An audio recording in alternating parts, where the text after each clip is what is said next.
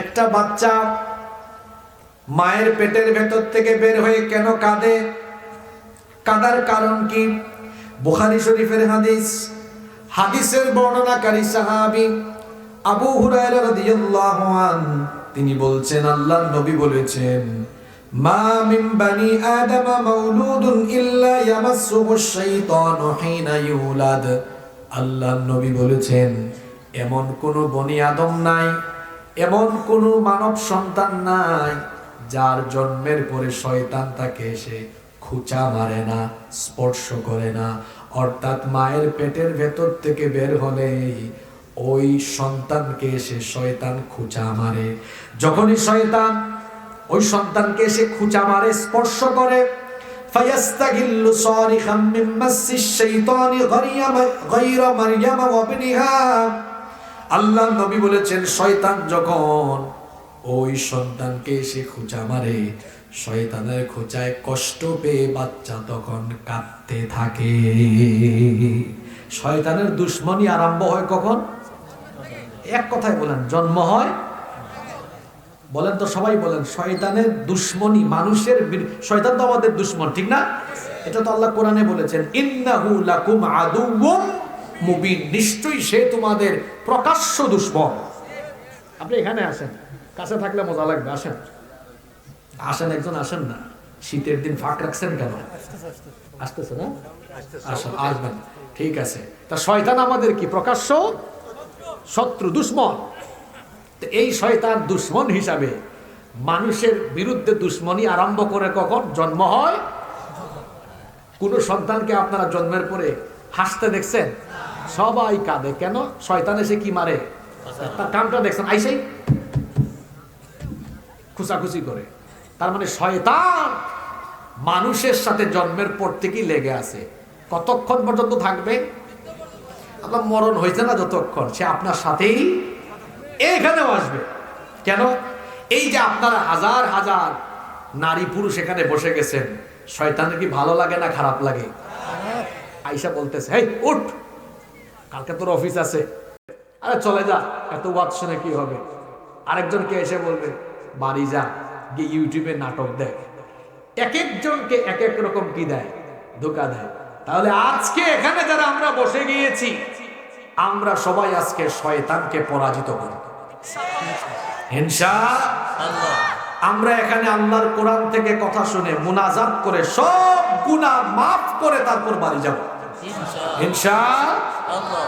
তাহলে আজকে আলোচনা হবে মানুষের বিরুদ্ধে শয়তানের কয়টা ষড়যন্ত্র। আচ্ছা, আপনাদের জন্য কষ্ট না হয় বলে দিই, আমি যদি সব মিলাইয়া 45 মিনিটের মতো আপনাদেরকে ধরে রাখতে চাই, আপনারা থাকবেন তো?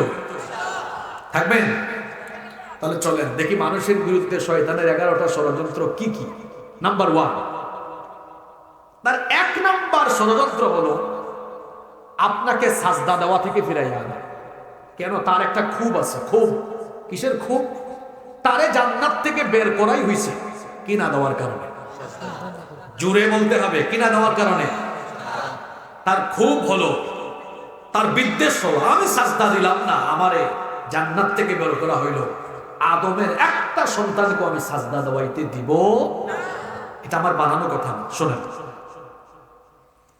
আল্লাহর নবী বলেছেন, এই হাদিসটা মুসলিম শরীফে এসেছে, যখন কোন ব্যক্তি আল্লাহকে সাজদা দেয়, ইয়াতাজালা শাইতানু ইয়াবকি ইয়াকুল, শয়তান তখন ওই ব্যক্তির সাজদার দৃশ্য দেখে মনের বেদনায়, মনের যন্ত্রণায় কাঁদতে থাকে। আল্লাহু আকবার। কাঁদতে কাঁদতে সে বলে, ইয়া ওয়াইলি, হায় দুর্ভাগ্য, উমিরা ইবনু আদম বিসসুজুদি ফাসাজাদা ফালাহুল জান্নাহ, এই আদম সন্তানকে সাজদার হুকুম দেওয়া হয়েছে, সে সাজদা দিয়ে দিয়েছে, সাজদা দিয়ে জান্নাত তার জন্য হাসিল করে ফেলেছে। সুবহানাল্লাহ। ওয়া উমিরতু বিসসুজুদ, আমাকেও তো অনেক আগে সাজদা দেওয়ার হুকুম দেওয়া হয়েছিল, ফাআবাইতু, আমি সেই আদেশ অমান্য করেছিলাম, ফালিন্না, এই জন্য আমার জন্য জাহান্নাম ফিক্সড। তাহলে বোঝা গেল, মানুষ যখন আল্লাহকে সাজদা দেয়, জোরে বলতে হবে, পুরুষ পুরুষের মতো বলেন। মানুষ সাজদা দিলে শয়তান হাসে না কাঁদে? আর যখন আপনি সাজদা দেন না, নামাজে যান না, তখন শয়তান হাসে না কাঁদে? খুব গুরুত্বপূর্ণ হাদিস শুনলাম তো। আমি নামাজে গেলে শয়তান কাঁদে, আর আমি নামাজে না গেলে শয়তান হাসে। নাও টেক ইউর ডিসিশন, এখানে বসে সিদ্ধান্ত নেন। আজ ফজরের নামাজ থেকে আপনি কি শয়তানকে হাসাবেন না কাঁদাবেন? মা বোনেরা তো শুনতেছেন না ক্লিয়ারলি? মা বোনরাও সিদ্ধান্ত নেন, আমার মায়েরা, আমার বোনেরা, ফজরের নামাজ থেকে সিদ্ধান্ত নেন তো আপনারা কি শয়তানকে হাসাবেন না কাঁদাবেন? শয়তান হাসে কখন? নামাজ না, আমি নামাজে না গেলে। আর শয়তান কাঁদে কখন? কি করবেন? যুবক ভাইরা কি করবেন? যুবকরা কথা বলেন, যুবক ভাইরা কি করবেন? হায়, আপনাদের সাজদার তো কত দাম, কত দাম শোনেন। আমার চাচারা রাগ করেন না কেমন? আপনারাও তো এক সময় আমাদের মতো জোয়ান ছিলেন। হাঁপানি রোগ, কোমরে ব্যথা, মেরুদণ্ডে ব্যথা, লম্বা সময় দাঁড়াতে পারে না, লম্বা সময় রুকু দিতে পারে না, লম্বা সময় সাজদা দিতে পারে না বুড়া মানুষ। কিন্তু একজন যুবক ফিজিক্যাল ফিটনেস ভালো, লম্বা সময় নামাজে দাঁড়াতে পারে, লম্বা করে রুকু আর সাজদা দিতে পারে। এই জন্য একজন যুবকের রুকু সাজদা একজন বয়স্ক মানুষের রুকু সাজদার চাইতে একজন যুবকের রুকু সাজদার দাম আল্লাহর কাছে বহুগুণ বেশি। চাচারা রাগ করছেন মনে হয় যে আমরা কি দোষ করলাম? আপনারা তো যুবক ছিলেন। কেউ যদি তার যৌবনকাল এভাবে সাজদা দিয়ে কাটায়, বুড়াকালে বোনাস আছে। কি আছে? এক লোক যৌবনকাল ইবাদত করে করে কাটিয়েছে, নামাজ মিস নাই, বুড়াকালে এখন আর বেশি সময় সুন্দর করে রুকু দিতে পারে না, সাজদা দিতে পারে না। দেয়, নামাজ আদায় করছে, কিন্তু আগের মতো যৌবনকালের মতো। ফেরেশতা জিজ্ঞেস করে, আল্লাহ আমি আমল নামায় সওয়াবটা কোন হিসাবে লেখা? এই লোকের নামাজের কোয়ালিটি তো হলো কোন রকম পড়ে, কিভাবে তার সওয়াব লিখবো?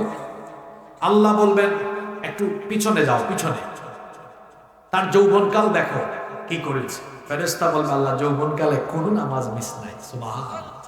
আল্লাহ বলবেন আমার বান্দা সারা জীবন আমাকে সাজদা দিল, এখন বয়সের কারণে বেশি সময় দিতে পারে না, কিন্তু পড়তেছে। সওয়াব দেওয়ার বেলায় বুড়া কালের নামাজের সওয়াব দিও না, ওই যৌবনকালে যেভাবে বেশি বেশি সওয়াব লিখেছো তেমনি এখনো বেশি বেশি সওয়াব লিখো। সুবহানাল্লাহ। যৌবনকাল কাজে লাগাইলে বুড়া কালেও ফায়দা পাওয়া যায়। সুবহানাল্লাহ। আর যুবকদের ব্যাপারে তো আল্লাহ রাসূলের আলাদা একটা কথা আছে, যে যুবক তার যৌবনকাল আল্লাহর ইবাদতে কাটাবে, ওই যুবককে রব্বুল আলামিন কিয়ামতের কঠিন বিভীষিকাময় দিনে আল্লাহ তার আরশের ছায়ার নিচে জায়গা দিয়ে দিবে। আল্লাহ বলবেন ধুনটের ছেলেরা কোথায়? ধুনটের 18, 20, 22, 24, 26, 28, 30 বছরের ছেলেগুলা কোথায়? ফেরেশতা বলবে আল্লাহ কেন এদেরকে কি করবেন? জানো না কি করবেন? এরা যৌবনকালে মসজিদ ভরে ফেলেছে, সব সামনের কাতারের নামাজে ছিল, ধরে আর এদেরকে। আজ হাসরের মাঠে আমি এদের কষ্ট দেখতে চাই না, আমার আরশের ছায়ার নিচে জায়গা করে দে। সুবহানাল্লাহ। যুবক ভাইরা অনেকেই শয়তানের ধোঁকায় পড়ে গিয়েছে। হুজুর এখন না, আমি দেখেন না ইয়াং, একটু বুড়া হই, চুল দাড়ি সাদা হোক তারপর যাবো। কে বলেছে ভাই? চুল দাড়ি সাদা হওয়ার সম্ভাবনা তো নাও থাকতে।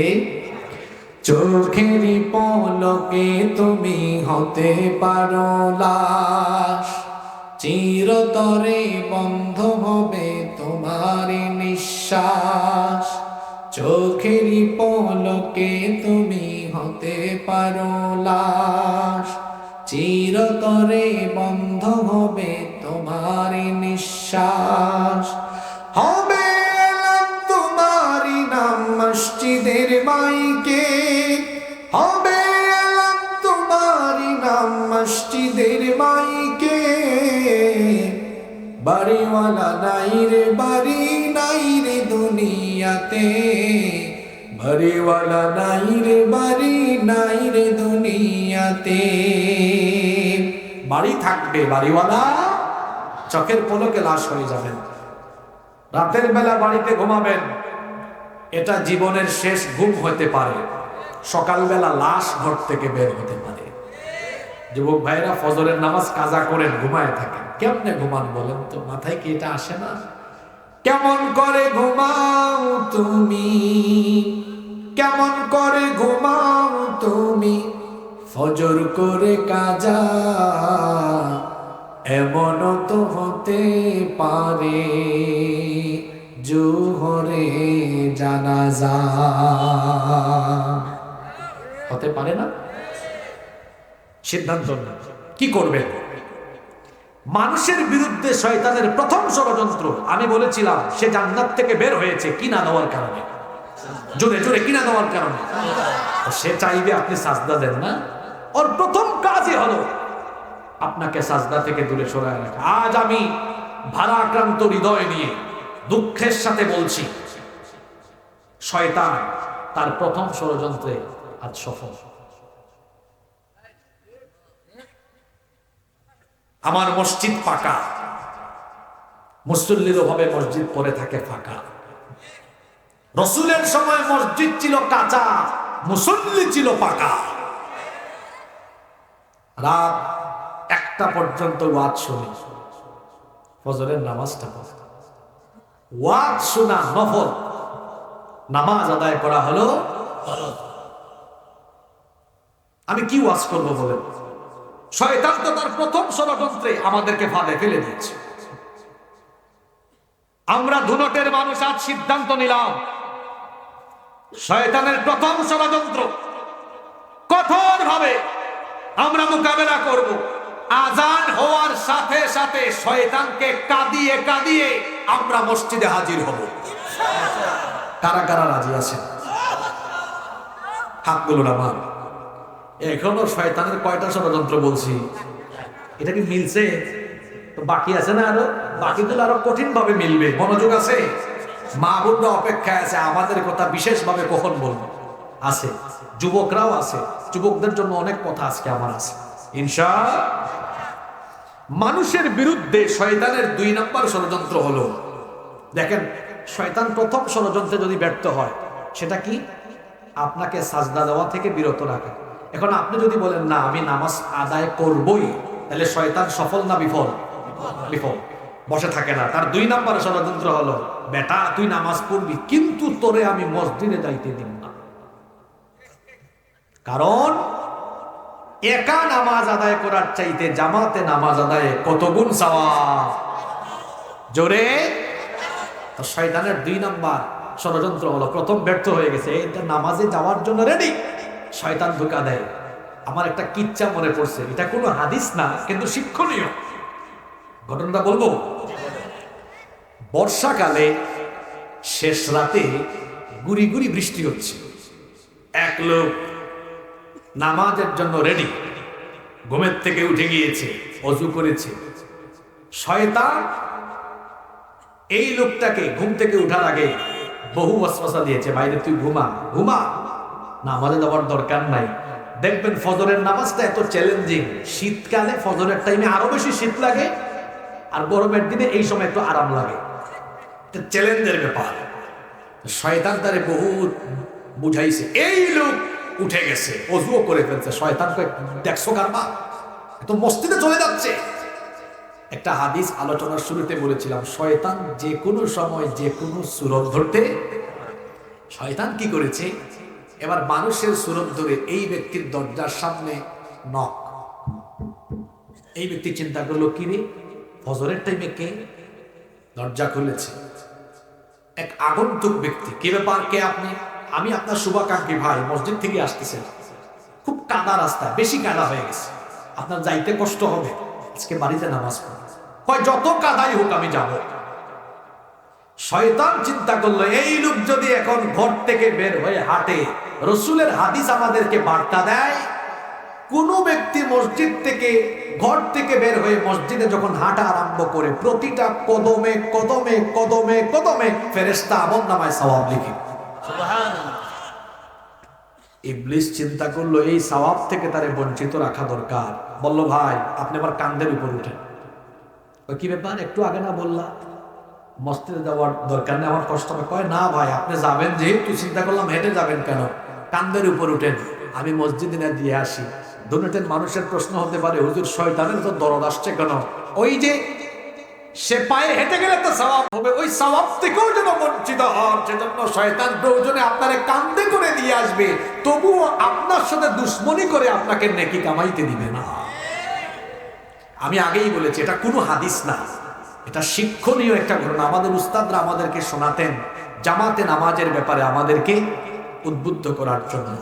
শয়তান যখন প্রথম পরিকল্পনা ব্যর্থ হয়, দ্বিতীয় পরিকল্পনা হলো আপনাকে জামাত থেকে দূরে রাখা। নামাজ একা একা ফরজ হয় নাই, পুরুষের জন্য নামাজ জামাতে পড়া বাধ্যতামূলক। রাসূল বলেছেন যে ব্যক্তি আযান দেওয়ার পরে ঘরে নামাজ আদায় করে, আমার ইচ্ছে করে তার বাড়ি ঘর আমি জ্বালায়া পুড়া ছাই করে দিই। আল্লাহু আকবার। একা একা নামাজ আদায় করলে নামাজের হক আদায় হয়। এখন শুনেন, শয়তান থেমে নাই। তার দ্বিতীয় পরিকল্পনা যদি ব্যর্থ হয়, শয়তান তখন ধরে যা তুই নামাজের জামাতে দাঁড়া, আমি এবার তোর খুশু হুদু নষ্ট করব, তোর মনোযোগ নামাজ থেকে অন্যদিকে নিয়ে যাব। দেখবেন অনেকে নামাজে গেলে ব্যবসার চিন্তা করে, বাড়ির চিন্তা করে। নামাজে যাওয়ার পরে যদি কারো মনোযোগ নামাজ থেকে বাহিরে যায়, বুঝবেন তারে কিসে ধরছে। জোরে বলেন কিসে ধরছে? এক সাহাবী নবীজির কাছে আসতেন, শুনেন হাদিসটা। এই সাহাবীর নাম হলো উসমান ইবনে আবিল আস রাদিয়াল্লাহু আনহু। তিনি নবীজির কাছে এসে বললেন, ইয়া রাসূলুল্লাহ, আমরা বলি সাল্লাল্লাহু আলাইহি ওয়াসাল্লাম, ইন্নাশ শাইতানা ক্বাদ হালা বাইনি ওয়া বাইনা সালাতি ওয়া কিরাআতি ইয়ালবিসুহা আলাই। ওগো আল্লাহর রাসূল, আমি যখন নামাজে দাঁড়াই, নামাজে যখন আমি কেরাত পড়ি, নামাজে যখন আমি মনোযোগী হই, শয়তান তখন আমার আর আমার নামাজের মধ্যে বিঘ্নতা ঘটায়। আল্লাহর নবী বললেন, যাকা শাইতান ইউকালু লাহু খিনজাব, এটা হলো শয়তান যাকে খিনজাব বলা হয়। ফাইদা আহসাসতাহু ফাতাআওয়ায বিল্লাহি মিন ওয়াতফিল আলা ইয়াসারিকা তালাতা। আল্লাহর নবী বললেন, যদি নামাজে শয়তান তোমাকে ডিস্টার্ব করে, সঙ্গে সঙ্গে আল্লাহর কাছে পানাহ চাইবা। আর শয়তান থেকে বাঁচার জন্য আমল শিখায় দিলাম, তোমার বাম দিকে 3 বার হালকা করে থুতু ফেলবা। এই হাদিস শুনে আমার আগামীকাল থেকে মসজিদ থুতু দিয়া ভরাই ফেলি। এটা একটা আমল, যদি এরকম কখনো হালকা করে। এক লোক রমজান মাসে ওয়াজ শুনতে গেছে মসজিদে, আর হুজুর ওয়াজ করতে গিয়ে একটা হাদিস বলেছেন। আপনাদের জানা আছে হাদিসটা? হাদিসটা কি? হাদিসটা হলো যে রোজাদারের মুখের গন্ধ আল্লাহর কাছে মেশকে আম্বরের চেয়ে পবিত্র। সুবহানাল্লাহ। হাদিস শুনে তো লোকটা চিন্তা করলো, তাই বাড়িতে গিয়ে একটা টুথব্রাশ সব ফেলে দিয়েছে। 4-5 দিন পরে দেখা গেল এই লোক যেখানে মুখ খুলে দুর্গন্ধের কারখানা। মানুষ জিজ্ঞেস করলো, ভাই এই হালত কেন আপনার? আপনি কি ব্রাশ করেন না? কিসের ব্রাশ? পুরা রমজান মাস করবো না। লোকজন জিজ্ঞেস করলো, ভাই এত কঠিন সিদ্ধান্ত কেন নিয়েছে? গত জুমাবারে হুজুরের ওয়াজ শোনো নাই? হুজুর কি বলছে? হুজুর বলছে, রাসূল বলেছেন রোজাদারের মুখের গন্ধ নাকি আল্লাহর কাছে পবিত্র। লোকজন বলল, ভাই হুজুর হাদিস বললো কি আর তুমি বুঝলা কি? এটা তো দাঁত ব্রাশ না করার কারণে যে দুর্গন্ধ হয় ওইটা না, এটা হলো মানুষ খালি পেটে থাকলে পেটে টক্সিন জাতীয় এক ধরনের গ্যাস জমে, যার কারণে বিকেল বেলা উপবাসে থাকায় একটু হালকা দুর্গন্ধ হতেই পারে। ওইটা মানুষের কাছে বিরক্ত হলেও আল্লাহ এটা পছন্দ করেন। সুবহানাল্লাহ। বলে হুজুর বললো কি আর এই লোক বুঝলো কি? তা আমি আজকে হাদিস পড়লাম, এখন কালকে থেকে গিয়ে আপনারা একদম থুতু দিয়া মসজিদ ভরাই ফেলিয়েন। আবার হুজুরকে বুঝায় না, আর কি বলেন আপনার? গত কাজ আমরা হুজুরের ওয়াজ শুনছি, মনোযোগ যেন নষ্ট না হয়, যেন যত থুতু দেওয়া যায়। ইন্না লিল্লাহি ওয়া ইন্না ইলাইহি। নামাজে মনোযোগ আনার জন্য আল্লাহ রাসূল আরো কিছু আমল শিখিয়েছে। মনোযোগ নামাজে নষ্ট হয় না। এক লোক বাজারের কেন্দ্রীয় মসজিদে এশার নামাজে ঢুকেছে। কোন নামাজে? হুজুর ওই দিন সালাম ফিরায় বলতেছেন, সম্মানিত মুসল্লিবৃন্দ আমার, আমি তো বড় মুশকিলে পড়ে গিয়েছি। মুসল্লিগণ জিজ্ঞেস করছে, হুজুর কি হয়েছে? হুজুর বললেন, আজকে নামাজ কি 3 হইল না 4 হইল, বুঝতেছি না কিছু। এক মুসল্লি দাঁড়িয়ে বলে, হুজুর আমি 100% নিশ্চিত আপনার নামাজ আজকে 3 রাকাত হয়েছে। হুজুর বললেন, আপনি এত নিশ্চিত কিভাবে হবেন? কয়, হুজুর আমার এই বাজারে 4টা দোকান আছে, আমি প্রতিদিন এশার নামাজে প্রতি রাকাতে একটা দোকানের হিসাব কমপ্লিট করি, প্রতিদিন আমার 4টা দোকানের হিসাব শেষ হয়। আমি বুঝলাম না, আজকে 3টা দোকানের হিসাব শেষ হইল, আরো একটা আমার বাকি আছে, তার মানে আপনার নামাজও 1 রাকাত বাকি আছে। তাহলে মনোযোগ কি নামাজে আছে? জোরে বলেন, নামাজে আছে। মনোযোগ কোথায় আছে? দোকানে আছে। এরকম আমাদের মাঝে মাঝে হয়, মনোযোগ থাকে না। প্রশ্ন হতে পারে, হুজুর আমরা শয়তানকে মোকাবেলা করতে চাই, আমল শিখা। আমল আমি শিখাচ্ছি না, আল্লাহর রাসূল শিখাচ্ছে। ইদা কুনতা ফি সালাতিকা ফাসাল্লি সালাতাম মুওয়াদ্দা, যখনই আপনি নামাজে দাঁড়াবেন হৃদয়ে এই অনুভূতি লালন করবেন, এটা হলো আমার জীবনের শেষ নামাজ। When you stand for the salah, keep in your mind it's your final salat. যখন নামাজে দাঁড়াবেন মাইন্ড সেট আপ করবেন, আর নামাজে দাঁড়ানোর সুযোগ পাবো না, এটা জীবনের শেষ। বলেন, আর শয়তান ধরবে? আরো একটা আমল শিখেন, নামাজে যখন দাঁড়াবেন মনে করবেন আমি এখন আল্লাহকে দেখবো, আল্লাহ আমাকে দেখবেন, আমি আল্লাহর সাথে কথা বলবো। সুবহানাল্লাহ। সালাত is a conversation between almighty Allah and the slave. নামাজ হচ্ছে আল্লাহ আর বান্দার কথা বলার জায়গা। আপনি যে সাজদা দেন, নবীজি বলেছেন বান্দা যখন তার মাথা আর কপাল আর নাক অবনত করে আল্লাহর কুদরতি চরণে লুটিয়ে পড়ে, আল্লাহ তাআলা তখন বান্দার নিকটে আসেন, বান্দা আল্লাহর নিকটে যায়, আল্লাহর এত দয়া লাগে বান্দাকে, তখন আল্লাহ তার রহমতের কুলে তুলে নেন। এই অনুভূতি ধারণ করলে মনোযোগ অন্যদিকে আর যাবে না, ইনশাআল্লাহ। তাহলে মানুষের বিরুদ্ধে শয়তানের প্রথম ষড়যন্ত্র, সে মানুষকে নামাজ থেকে দূরে রাখতে চায়। দ্বিতীয় ষড়যন্ত্র, নামাজে গেলেও জামাত থেকে দূরে রাখতে চায়। আপনার তো কষ্ট হচ্ছে মনে হয় বেশি। নাম্বার 3, মানুষের বিরুদ্ধে শয়তানের 3 নম্বর ষড়যন্ত্র হলো মানুষে ফিতনা লাগানো। কি লাগানো? ফিতনা মানে বুঝেন তো? বিশৃঙ্খলা, কলহ, বিবাদ, ঝগড়া। আমাদের এই গ্রামে তো কোনো ঝগড়া বিবাদ নাই, হ্যাঁ? আল্লাহর নবী বলেছেন শয়তানের কাজ হলো মানুষে ঝগড়া লাগানো। চুগলখোর প্রত্যেক গ্রামে আছে, গীবতখোর প্রত্যেক গ্রামে আছে। যারা মানুষের গীবত করে, যারা চুগলখুরি করে, একজনের কথা আরেকজনের কাছে লাগায়া ব্যক্তিতে ভেজাল লাগায়, এরা হলো আল্লাহর জমিনে শয়তানের খলিফা। এরা কার খলিফা? তবে শয়তান একটা ফিতনায় বড় মজা পায়। সেটা কি? সেটা হলো হাজবেন্ড ওয়াইফের ফিতনায় শয়তান খুব মজা পায়। শুনতেছেন আপনারা? আসেন হাদিসটা শুনেন। এই হাদিসের বর্ণনাকারী সাহাবী জাবির বিন আব্দুল্লাহ রাদিয়াল্লাহু আনহু। মুসলিম শরীফের হাদিস। আল্লাহর নবী বলেছেন, ইন্না ইবলিসা ইয়াদাউ আরশাহু আলাল মা, ইবলিস পানির উপরে তার সিংহাসন স্থাপন করেছে। তাম্মা ইয়াবাথু সারায়াহু, এরপর ইবলিস তার প্রতিনিধি দল পাঠায়, ইবলিস তার বাহিনী বিভিন্ন দিকে পাঠায়। ফাআদনাহুম মিনহু মানজিলাতান আ'যামুহুম ফিতনাতান ইয়াজিউ আহাদুকুম ফায়াকুল ফাআলতু কাযা ওয়া কাযা। আল্লাহর নবী বলেছেন, ইবলিস যে বাহিনী পাঠায়, এই বাহিনীর মধ্য থেকে তার মর্যাদা ইবলিসের কাছে বেশি, যে ফিতনা লাগাতে পারে সবচাইতে বেশি। ইবলিস বৈঠক করে, বৈঠকে সবাইকে ডাকার পরে বলো, আমার প্রতিনিধি, আমার বাহিনী, তোমরা কোথায় কোথায় কোন ফিতনা লাগিয়েছ?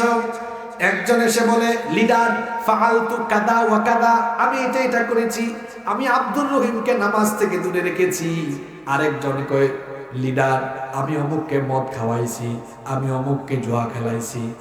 ইবলিস এগুলা শোনার পরে বলে, মা সানাআতা শাইআ, তুই কিচ্ছু করস নাই, এটা উল্লেখযোগ্য কিছুই না আমার দরবারে। এক শয়তান এসে বলে, লিডার, আমার কাছে গরম খবর আছে। কি আছে রে?